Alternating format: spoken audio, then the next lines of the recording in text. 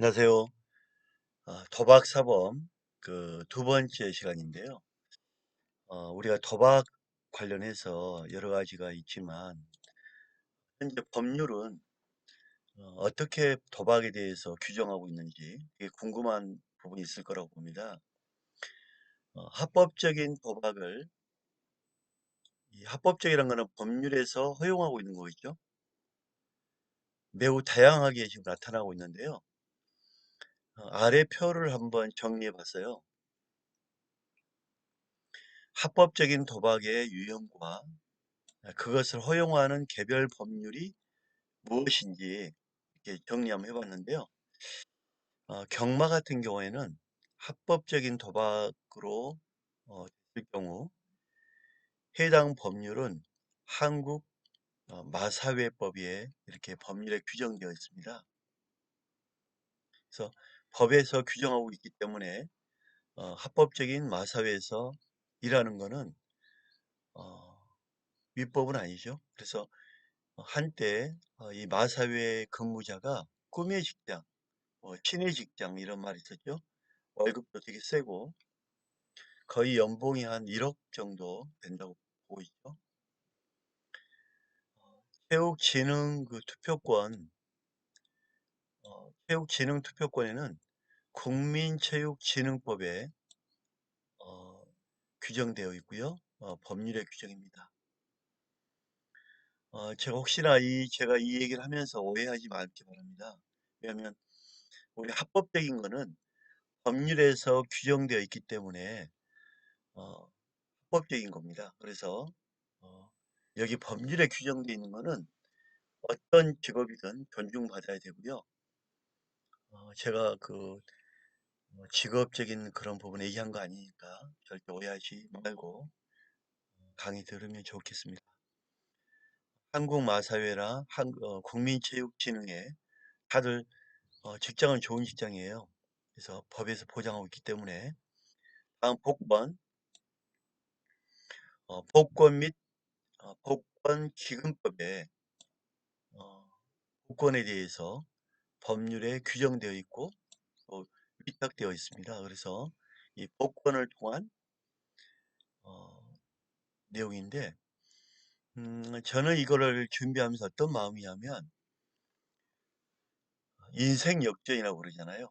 정말 어려운 사람들에게 뭔가 희망을 갖게 하는 것 그런 뭐 긍정적인 부분도 있기 때문에 부정적인 면이 있다면 긍정적인 부분도 무시 못하겠죠. 어, 복권이라든지 이게 모두 다 나쁜 것만 아니다. 긍정적인 부분도 있다는 얘기를 하고 싶습니다. 그 다음에 경륜경정법에 규정되어 있고요. 법률의 규정과 허가가 따릅니다. 카지노가 또 있죠. 카지노는 관광진흥법에 따라 외국인에게 우리 허용되어 있는데 여기에는 법률의 규정과 허가에 대한 내용이 들어가 있습니다. 복표 발행업이 있는데요. 여기에는 이제 복표 발행이기 때문에 사행행위 특례법입니다. 제가 저번에 한번 강의 드렸죠. 도박, 성매매, 음란한 행위, 다 풍속에 관련된 사행행위에 포함된다고 했죠. 법, 사행행위 특례법에 법률의 규정과 허가 내용이 있습니다. 그 다음에 현상업입니다. 역시 사행행위 특례법에 법률의 규정과 허가가 있습니다. 회전판 돌리기 보셨죠? 이것도 하나의 업입니다. 회전판 돌리기 업에서 사행행위 특례법에 법률의 규정과 허가가 되어 있습니다. 그 다음에 추첨업, 추첨을 한다는 것 역시 사행행위 특례법에 법률의 규정과 허가가 되어 있습니다. 그 다음에 경품 많이 들어가 있죠. 경품, 사행행위 특례법에 법률의 규정과 허가가 있습니다. 이렇게 우리 사회에는 다양하게 경마, 체육진흥 투표권, 복권, 경륜경정, 카지노, 복표 발행업, 현상업, 사전판 돌리기업, 추첨업, 경품업이 있습니다. 이렇게 우리가 확인하시면 되겠습니다. 현행범으로 잡혔던 사례 한번 뽑아봤는데요. 최근에 일어났던 건이죠. 현직 교장 등, 이 현직 교장 등이 사기 도박을 하다가 현행범으로 검거됐던 내용인데요. 경기도 그 광명시에서 일어났던 일입니다. 고등학교 교장인데 5명을 불구속 입건하고 이 도박장을 열었던 이모 씨는 불구속 입건했는데요. 이 교장 오 씨 등은 지난 8일 오전 2시 새벽이죠. 집에를 안 들어가고죠. 2시까지. 경기도 광명시 모 아파트에서 판돈 220만 원. 뭐 하룻밤 사이에 어마어마하겠죠. 도박을 한 혐의인데 이 씨는 도박 장소를 제공한 혐의를 받고 있는데 도박에 참여한 이들은 현직 고등학교 교장, 대기업 과장, 대학교 강사, 자영업자 등으로 몇 달 전부터 지속적으로 도박을 해왔는데요. 몇 달 전부터면 어마어마하게 판돈이 왔다 갔다 했는데 이렇게 많은 돈이 어디서 오가는지 모르겠어요. 그죠? 판돈이 뭐 220만 원이면 몇 달 전부터 했다면 어마어마하게 돈이 왔다 갔다 하는 건데 돈을 잃어버린 분은 패가 망신하는 거겠죠. 그죠? 경찰은 자, 이들 중 한 명으로부터 오 교장 등이 짜고 서로 패를 속인다. 이 신고를 받고 현장을 지켰는데요.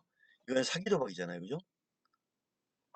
확인해 보니까 오 교장 등이 속칭 모카드, 형광 물질을 발라놓은 거예요. 사람 눈에는 안 보이지만 형광 물질을 보고 하면 특수 렌즈로 안경을 쓰니까 이 패를 읽는 거예요. 그러면 딸 수밖에 없죠. 그죠? 다 보고 하는 거니까.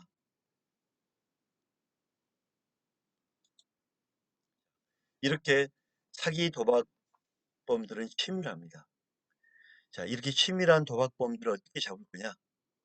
먼저 사전에 준비를 해야 됩니다. 사전 준비 없이 막무가내로 하면 잡기가 힘듭니다. 도박 개장 사실을 확인해야 되고요. 어디서 도박장을 연다. 그러면 도박 개장 전에 개장한 장소의 출입구가 어디냐? 대부분 도박장소는 출입구가 있고 비상구가 있죠. 동향을 잘 관찰할 수 있는 곳에 경험이 있는, 숫자는 어렵죠. 경험이 있는 사람들을 배치를 합니다. 잠복을 해야 합니다. 철자는 어렵다. 경험이 정말 중요합니다. 긴장하거나 이렇게 하면 또 안 되잖아요. 그죠?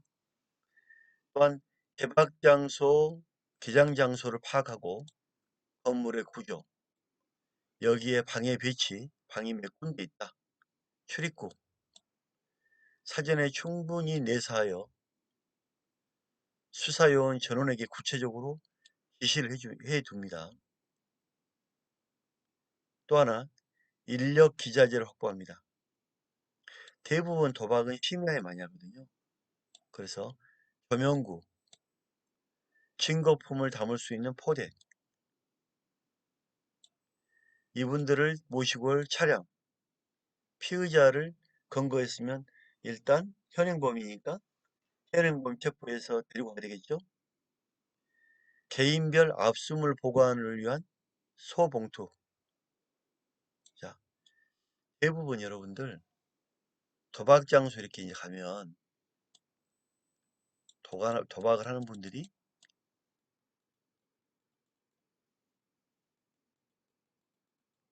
앉아 있단 말이에요. 한 돈이 이렇게 있고, 가 있고.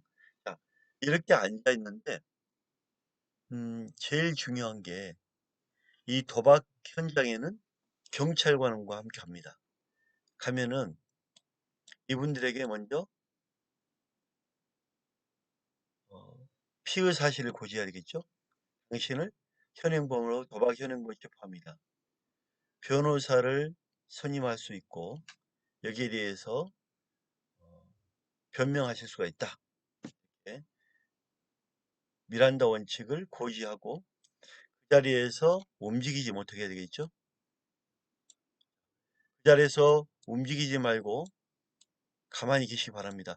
협조하지 않았을 때는 이후에 나타난 발생에 대해서 불리하게 조사받을 수가 있다. 고지를 하고요. 그 자리에 다 앉아 있도록 해야 됩니다. 뭐 어떤 때 보면 뛰어나간 사람, 잡힌 사람도 있겠지만 일단 위치, 자리 위치를 정확하게 파악을 해야겠죠. 파악을 하고 자, 갑이 홍길동입니다. 갑. 홍길동 씨는 현재 도박 자금으로 1,000원짜리 몇 장, 5,000원짜리 몇 장, 10,000원짜리 몇 장 이렇게 구체적으로 표시를 하고 기록합니다. 압수물이기 때문에 압수물 조서, 압수 목록을 작성할 때는 정말 필요하거든요. 자, 비변, 갑을, 을은 어, 을은 홍길수라고 합시다. 홍길수는 1,000원짜리 몇 장, 5,000원짜리 몇 장, 100원짜리 몇 개. 병은 이길동이 납시다. 병은 이길동. 역시 같은 방법으로 압수물을 정확하게 꼼꼼히 기록해야 됩니다. 나중에 그냥 문제가 없어요. 여러분 하나 모를게요. 이때 현장에서 검거된 사람이 지갑 속에 있는 돈도 압수물입니까? 자, 지갑 속에 있는 돈은 아직 돈이 밖으로 나오지 않았기 때문에 압수물 아닙니다. 현장에서 도박에 이용되었던 돈만 압수해야 됩니다. 자, 압수했다면 바로 현행범이기 때문에 사후 압수조서를 반드시 받아야 되겠죠? 압수영장을 받아야 되겠죠? 사후에 압수영장을 받지 못하면 나중에 증거 능력이 억배됩니다. 이 절차가 유법이 되거죠. 그래서 현행범 이후에라도 명확하게 하기 위해서는 압수영장을 통해서 명확하게 적법한 절차를 밟아놔야 된다. 이렇게 현장에서 그대로 기록하고 이분들을 모시고 가까운 경찰서로 가야 되겠죠. 담당 경찰서로. 파출소에 가서 추가 서류 꾸민다면 파출소로 가야 되고. 근데 중요한 건 우리가 주의할 때 이 도박을 많이 하는 사람들은 먼저 가까운 파출소나 경찰서에 감식군을 보냅니다. 감식군. 가까운 파출소에서 딱 지켜보고 있습니다. 출동하는지 안 하는지. 되게 위험하죠. 출동하는지 안 하는지를 지켜봐야 되기 때문에 우리가 어, 이러한 부분에 대해서 감식군이 있다는 것을 좀 사전에 파악을 하고 감식군에 대해서 파악을 하고 우리가 조심해야 되거든요. 예, 감식군이 있다는 사실을 기억을 해야 되기 때문에 우리가 현장에서 파출소 앞에나 경찰서 앞에서 이렇게 모이는 것을 금지해야 됩니다. 자, 현장에 나가려고 현장 출동하는 사람들이 모인다. 형사들도 모이고 경찰도 모이고 제보자도 모이고 관계자도 모인다. 다 보고 있단 말이에요. 그렇기 때문에 제3의 장소에서 모여야 되겠죠. 경찰서나 이 지구대를 피해서 다른 장소에 집결이 하는 것이 좋습니다. 제3의 장소에 집결을 하라. 그렇게 해야만 정확하게 더 확인할 수가 있습니다. 자, 검거 시기를 선정을 할 때 인물을 줘야 되겠죠. 몇 명이 나가면 사진도 찍고 하려면 선을 정하기 위하여 화투를 돌리는 등 고객이나 개장자가 도박에 열중하고 있을 때 이때 딱지가 되겠죠. 이때 검거해야 되겠죠. 파수꾼이 느긋해졌을 때 이거를 노려야 됩니다. 이러한 화투를 돌렸다면 기수가 된 거죠. 이때 현행범 체포 가능합니다. 도박은 추상적 위헌범이라고 그러죠.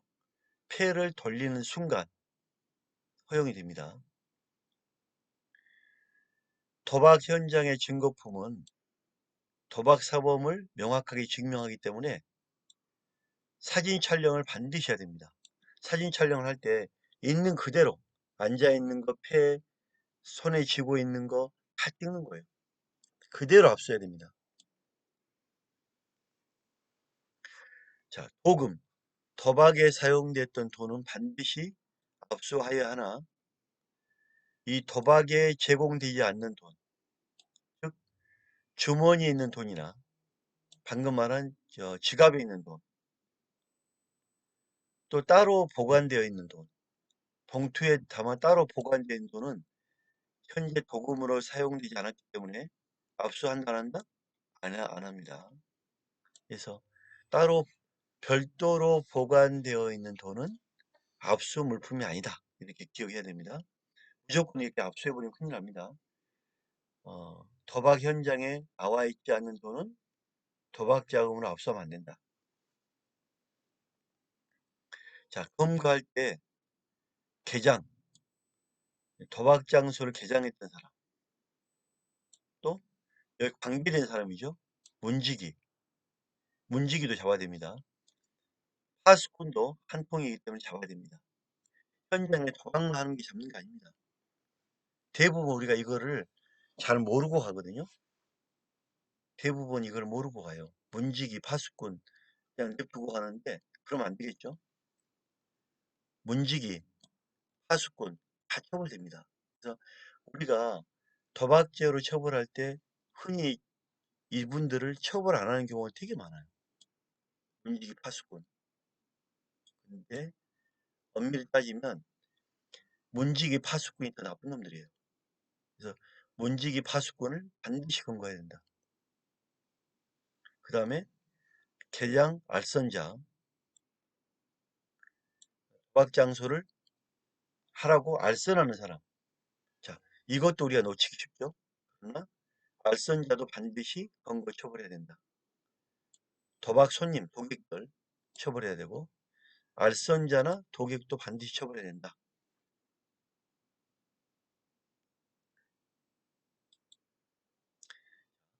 도박을 개장한 사람들은 뭐로 처벌할까요? 도박 개장한 사람은 긴급 체포가 가능합니다. 이 긴급 체포는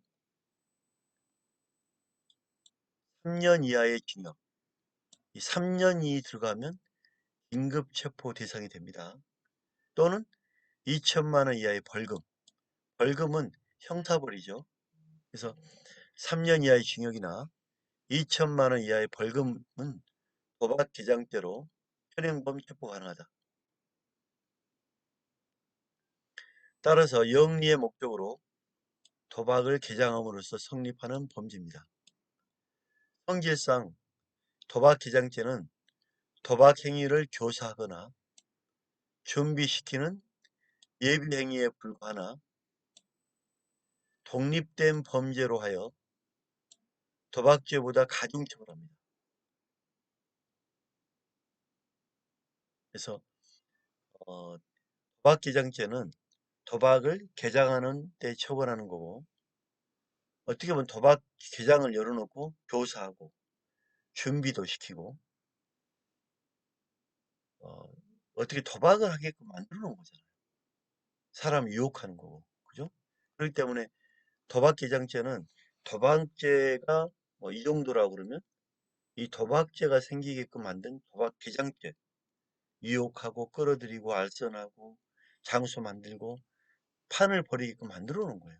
그러니까 도박 개장죄는 죄가 무겁고 긴급처벌 즉 3년 이하의 징역 2천만 원 이하의 벌금에 해당되는 그런 처벌 사유가 가능한 거다 이렇게 보시면 돼요. 그래서 우리가 이런 법 조항을 볼 때도 그냥 도박죄, 도박기장죄 하지 말고요. 왜 이렇게 법이 처벌에 차이가 있느냐. 도박은 뭐 단순 도박 같은 경우에는 500만 원 이하잖아요. 그렇기 때문에 이렇게 우리가 차별이 있다. 자, 이 도박기장죄는 스스로 주재자가 되어 그 지배 아래 도박 장소를 개설하는 것을 말하거든요. 도박 장소를 만들어 놓고 자기는 속 빠진단 말이에요. 주재자가 되지 않고 도박 장소를 제공하였을 뿐인데 이 도박죄의 방조범이다. 방조범. 다 만들어 놓고 기장도 하고 도박에 대해서 또 방조도 하고 다 포함되죠.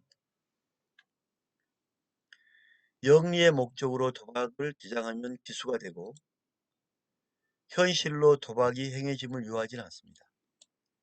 도박을 개장한 자가 도박을 한 경우 자 도박을 열어놓고 또 도박도 해. 이건 둘 다 되겠죠. 도박 개장과 도박죄는 성향이 다르죠. 그래서 실체적 경합법입니다. 우리가 어, 상상적 경합, 실체적 경합이 있는데 이거예요. 내가 돌을 던져서 사람도 다치게 하고 옆에 그릇도 깨고 교통사고도 나게 했다. 돌 하나 던졌을 뿐인데 교통사고, 사람, 물건도 깨졌다. 세 가지가 있죠. 이거를 하나의 행위로 세 가지가 난 것. 일타삼피. 이걸 상상적 경합이랍니다. 상상적 경합. 상상적 경합.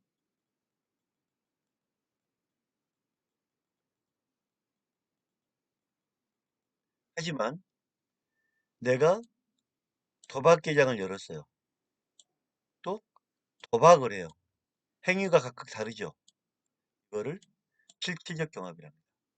그래서 상상적 경합과 실체적 경합이다. 이렇게 보시면 되고요. 도박꾼들이 쓰는 말이 있죠. 도박꾼들끼리 우리가 못 알아먹는 말을 한단 말이에요. 여러분 가장 많이 들은 게 꽁지 들었죠. 꽁지. 응? 꽁지. 뭐 영화에서도 많이 나오고죠. 돈을 빌려주는 사람. 사채업자죠. 돈을 빌려주고 어마어마하게 뜯어가는 걸 사채업자 꽁지.